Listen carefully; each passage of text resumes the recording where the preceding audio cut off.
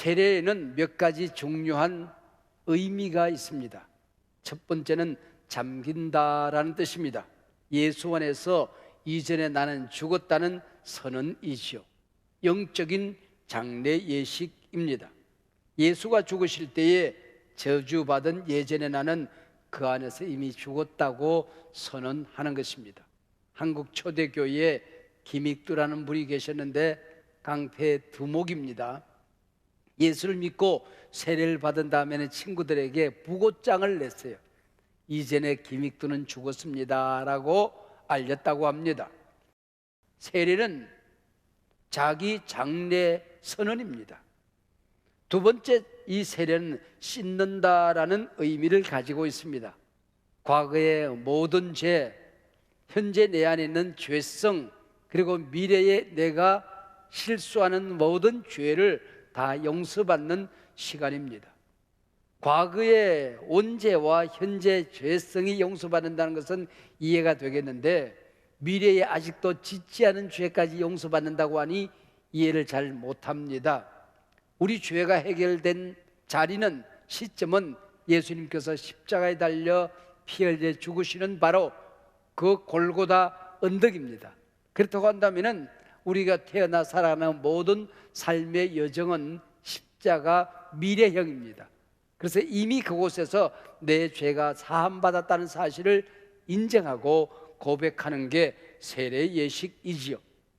세 번째는 뿌린다라는 뜻을 가지고 있습니다. 구약에서 범죄한 사람은 양을 잡아서 제사장 앞에 옵니다. 그리고 제사장은 양의 머리에 이 사람의 모든 죄를 덮어 씌웁니다. 그리고 양을 잡아서 이 사람의 앞에, 뒤에, 좌우에, 사방팔방에 피를 뿌리는 것입니다. 십자가 위에 설리실 주님의 보혈을 상징하는 그림자였던 거지요. 그리고 세례는 일어난다라는 뜻을 가지고 있습니다. 이전에 나는 죽고 예수 안에서 다시 사는 부활 예식이 바로 세례입니다. 끝으로 성부와 성자와 성령의 이름으로 세례를 베푸노라 하고 그 머리에 손이 얹어질 때에 성령이 지금 이 시간에 임재하셨습니다. 그리고 세상 끝날까지 당신과 동행하고 지킬 것입니다 하는 성령 임재의 사건, 이게 바로 세례라고 하는 거지요. 우리 어린 신자들에게 제가 세례를 설명할 때 저는 그렇게 설명을 합니다. 우리 집에 소중한 자녀들이 태어납니다. 그러면 이미 우리의 자녀들이에요. 그리고 이 자녀가 우리 자녀라는 것을 정식으로 국가에 신고합니다. 호적 등록을 하게 되는 것이죠. 그때부터 이 자녀는 대한민국 국민으로서도 등록을 하게 되는 것입니다. 구원받은 하나님의 자녀들이 하나님 나라 백성 교회의 공인을 받으며 등록 예식을 거행하는 것, 이게 바로 세례 예식입니다. 그런 점에서 세례와 침례는 동일한 의미를 가지고 있고 동일한 효능을 가지고 있는 것입니다. 성부와 성자와 성령의 이름으로 세례를 받은 것은 유효한 것이죠. 동일한 효과가 있는 것입니다. 심지어는 개도릭에서 영세를 받은 사람도 우리 교단에서는 인정을 합니다. 입교 예식만 거치면은 성부와 성자와 성령의 이름으로 받은 세례는 유효하고 또 효능이 있다, 그렇게 보는 거죠. 저는 초등학교 때부터 교회를 다녔는데요, 제가 청소년기를 보낼 때는 고등학생이 되어야 세례를 주더라고요. 그리고 우리 교회는 신학생이, 때로는 여전도사님이, 때로는 장로님이 목회를 했어요. 당회장님이 1년에 2차례 교회를 방문합니다. 봄에 한 번, 가을에 한 번. 그러면 그때 세례를 베풀고 성찬을 행해 주시고 가는 겁니다. 당회장 목사님이 오셨어요. 그리고 고등학교 형아들만 세례를 준대요. 그래서 제가 당회장 목사님실에 찾아갔죠. 목사님, 저는 우리 형아들보다도 예수를 더 잘 믿습니다. 그리고 형아들보다도 성경을 더 많이 배웠습니다. 형아들하고 성경 퀴즈를 해서 제가 지면은 괜찮지만 이기면 세례 주세요. 그랬더니 그 당회장 목사님이, 그래, 너 커서 뭐 될래? 나 목사 될랍니다 그랬습니다. 그래, 그러면 세례하자. 그래서 법에도 없는 중학교 시절 저는 세례를 받았습니다. 그리고 고등학생이 되었어요. 고등학생이 되어서 목사로 살아갈 걸 가만히 생각하니까 인생의 스케일이 너무 작은 것 같아요. 그래서 제가 대통령이 되겠다, 그리고 허풍을 떨었지요. 그리고는 그 다음 봄에 당회장 목사님이 오셨는데 다시 찾아갔어요. 목사님, 저 작년에 받은 세례 반납합니다. 목사 안 되기로 작정을 했습니다. 그랬더니 끌끌 웃으면서 내가 세례를 주었지만은 성부, 성자, 성령으로 세례를 준 것이니까 이것은 반납할 수 없다. 영원히 효과가 있다. 너는 이제는 하나님의 자녀가 되는 것, 이거는 벗어날 수가 없다. 그렇게 가르쳐 주셨어요. 그래서 성부, 성자, 성령으로 세례를 받은 것은 영원히 효력이 있다. 저는 일찌감치 알았죠. 오늘 본문 예수님이 세례 받으시는 장면입니다. 누구에게? 세례 요한에게. 그래서 세례 요한은 오실 메시아를 증언합니다. 나는 물로 세례를 준다. 그러나 내 뒤에 오신 이는 나보다 능력이 많으신데 그분은 성령과 불로 세례를 줄 것이다. 나는 그분의 신을 들기도 감당할 수가 없다. 그렇게 말씀하십니다. 여러분, 인턴도 1년차, 2년차, 3년차가 있잖아요. 당신 노예도 1등급, 2등급, 3등급, 제일 하등급이 있었어요. 제일 하등급 1년차 가는 일이 주인의 신발장을 정리하는 겁니다. 주인이 오면 얼른 신발을 벗어서 제자리에 놓고 발을 닦아 드리는 겁니다. 바로 이걸 얘기하는 것입니다. 주님의 정 가운데서도 가장 작은 자가 나다 하는 고백이지요. 자, 그래서 예수님이 베푸시는 세례는 단순한 의식이 아니라 구원을 확정해주는 확실한 보증을 받을 수 있는 세례다 하는 의미로 성령과 불로 세례를 준다, 그렇게 말씀하고 있습니다. 성령이 오시면 예수가 믿어지잖아요. 예수가 그리스도라는 사실을 알게 되잖아요. 예수님의 십자가 위에서 모든 내 죄가 해결되었어요. 그리고 그 예수님의 이름으로 세례를 받는 겁니다. 이것이 성령 세례, 불 세례인데 영원히 빼앗기지 않는 유효한 세례를 말하는 것입니다. 성령으로 세례를 받는다, 이 말은 성령으로 확실하게 거듭난다, 성령으로 확실하게 다시 태어난다, 그리고 내 믿음이 흔들릴 수가 없는 것이다. 이것은 내가 때로는 넘어지고 실수해도 빼앗기지 않는 구원의 확정이다. 성령으로 세례를 받은 것입니다. 예수께서 요한에게 세례를 받겠다고 하시니 요한이 얼마나 당황스러웠을까요? 물로 세례를 베풀던 요한에게 예수님이 나타나셔서 그동안 물로 세례를 베풀며 회개의 복음을 전하느라고 고생했다. 이제부터는 성령으로 세례를 받게 될 것이니까 네가 1번으로 받아라. 그럼직하지 않습니까? 그런데 자꾸 예수님께서는 세례 요한에게 세례를 받겠다 말씀하시는 것입니다. 그리고 하시는 말씀이 모든 의를 이루는 것이 합당하다, 그렇게 말합니다. 의를 이룬다는 말이 도대체 무엇일까요? 여러분, 모든 사람이 죄를 범하였음에 하나님의 영광에 이르지 못하더니 범죄한 인간은 죽는 겁니다. 이게 하나님의 의입니다. 근데 하나님께서는 당신의 사랑하는 자녀들을 죽일 수가 없는 거예요. 친히 인간의 몸을 입고 이 땅에 오셔서 십자가에서 우리의 죄를 담당하십니다. 그를 믿는 모든 자를 구원하시고 하나님의 자녀 삼으시고 천국 백성 만들어 주시는 것입니다. 이게 하나님의 의라고 하는 거죠. 예수님께서 지금 세례를 받으시는 것은 내가 받아야 될 세례를, 내가 죽어야 될 그 자리에서 주님이 죽으심을 선언하는 것, 이게 바로 주님이 의를 이루고 주님이 세례 받으신 이유인 것입니다. 세례가 죽는 것이라면 주님이 세례 받으심으로 내가 죽었음을 선언하는 것입니다. 세례가 씻는 것이라고 한다면 주님이 세례를 받으심으로 내 죄가 씻김 받았음을 선언하는 것입니다. 세례가 성령의 임재 사건이라고 한다면 주님이 친히 세례를 받으심으로 우리가 오고 오는 세대에서 세례를 받는 모든 사람들 가운데 성령이 임하여 세상 끝날까지 지킬 것을 약속하는 예식이 되는 것이죠. 예수님이 세례를 받으심으로 세례받은 예수님과 나 자신을 동일시하는 사건입니다. 여러분, 이게 얼마나 어마어마한 사건입니까? 예수님이 세례를 받으심으로 내가 세례받은 것과 동일한 효력이 있는 것입니다. 동일시, 아이덴티파이의 사건이 일어나게 되는 것입니다. 신학에서는 이것을 대표자 신학이라 그렇게 이름해요. 리프리젠타티브. 아담이 선악과를 따먹고 범죄했는데 모든 인간이 죄를 범한 사건이 되는 것입니다. 이게 원죄라고 하는 것이죠. 이것이 아담이 모든 죄인의 대표자가 되는 것입니다. 리프리젠타티브가 되는 것입니다. 예수님이 세례받으시고 예수님이 십자가에 죽으심으로 말미암아 구원받은 모든 백성의 리프리젠타티브, 대표자가 된 것입니다. 바로 동일시의 사건, 이게 예수님께서 세례받으신 사건이라고 하는 것입니다. 이 사건을 보증하기 위한 놀라운 또 일들이 일어나게 됩니다. 예수님이 세례를 받으시고 물에서 올라오실 때에 첫 번째, 하늘이 열렸다, 그렇게 말합니다. 두 번째는 성령이 비둘기처럼 임했다. 세 번째는 하늘의 소리가 들렸다. 이는 내 사랑하는 아들이요 내 기뻐하는 자라는 하늘의 음성이 들렸다는 것입니다.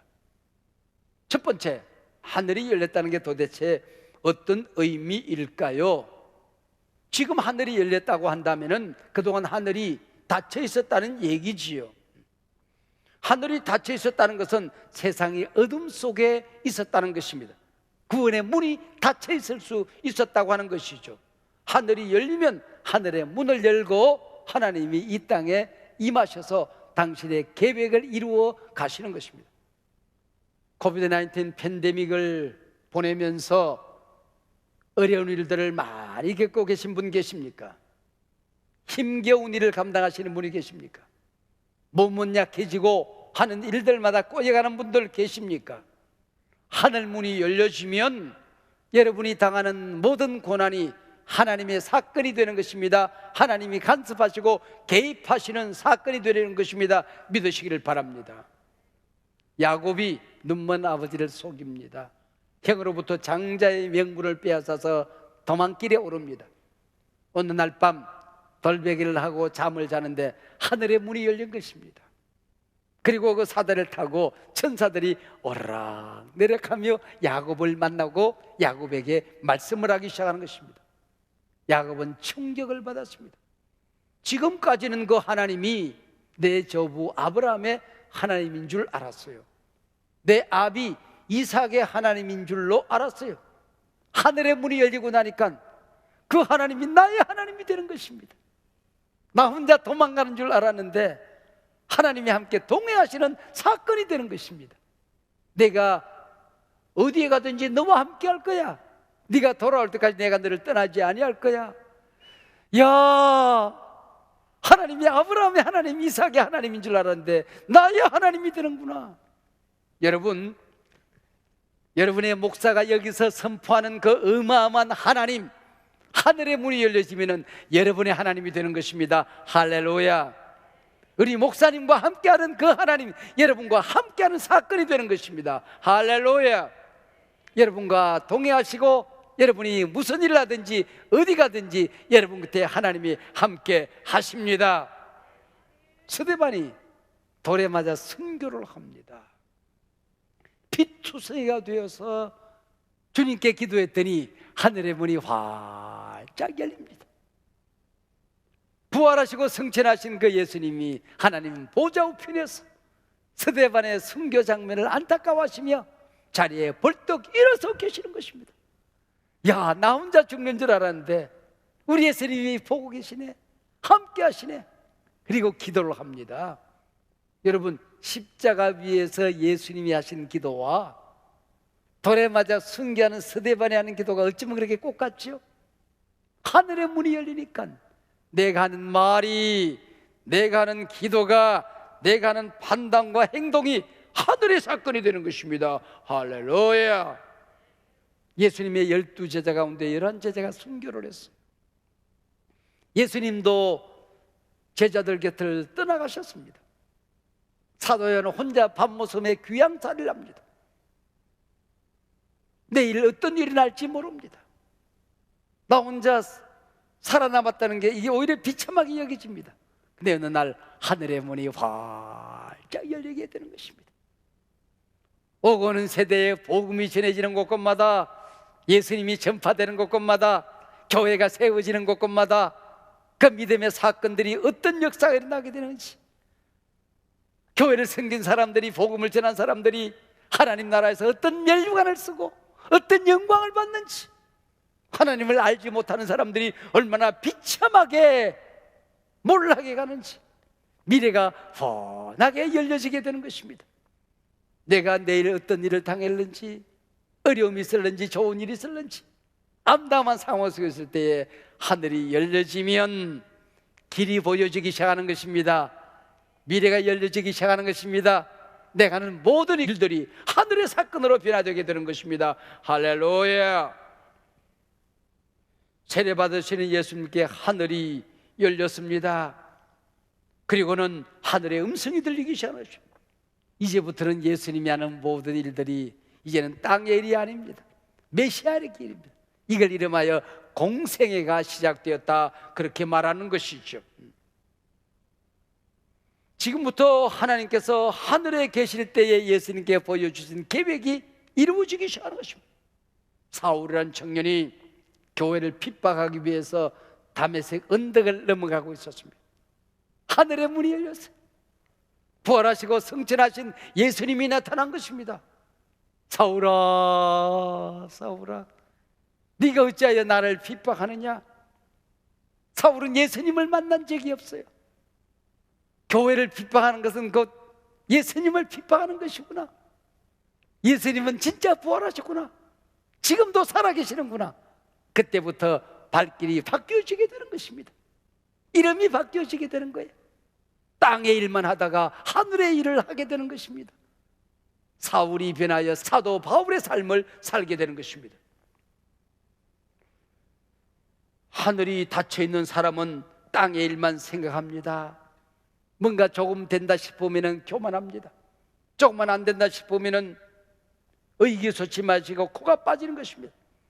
계속 땅만 붙들고 살아가면 우울증 걸립니다. 이루어져도 갈증을 느끼게 되는 것입니다. 하늘이 열리면 하늘의 일이 보이기 시작하는 것입니다. 영원한 세계가 보이는 것입니다.